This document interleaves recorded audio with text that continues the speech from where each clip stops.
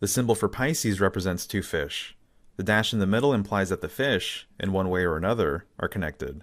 In illustrations of Pisces, this is typically represented as a ribbon or cord, sometimes coming out of the mouths of the fish.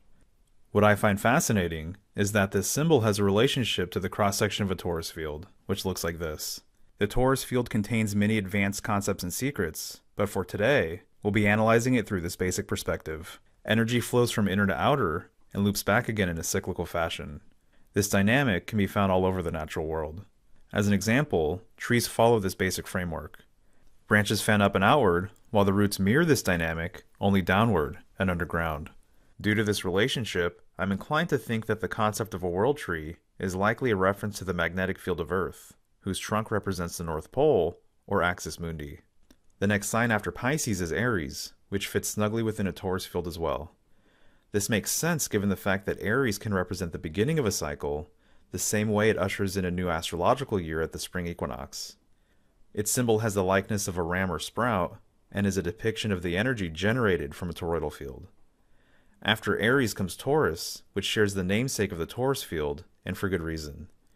It's likely that the Bull of Heaven not only represents the Taurus constellation, but is also an explicit reference to the torus field of Earth. Interestingly, the Egyptians developed a relationship with a portion of the northern sky as being represented by the leg or horn of a bull. This horn was considered an opening or gateway to the afterlife, or what we might call the stairway to heaven.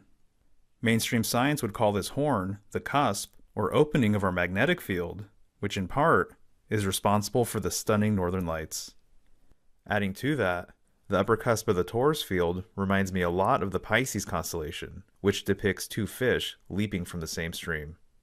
In a way, this is another visualization of energy sprouting from the center of a toroid and returning to which it came. The two fish could also be interpreted as the dual aspect of a torus field. In some depictions of Pisces, the fish are spinning around each other, like energy cycling through a torus field or the churning of the universe. In other versions, one fish appears to be returning while the other is leaving, the same way one side of a torus field projects and the other receives. And as the last sign of the zodiac, I find all of this appropriate for Pisces, which represents the end of a cycle, and by extension, the beginning of one as well. As always, I'd love to know what you think.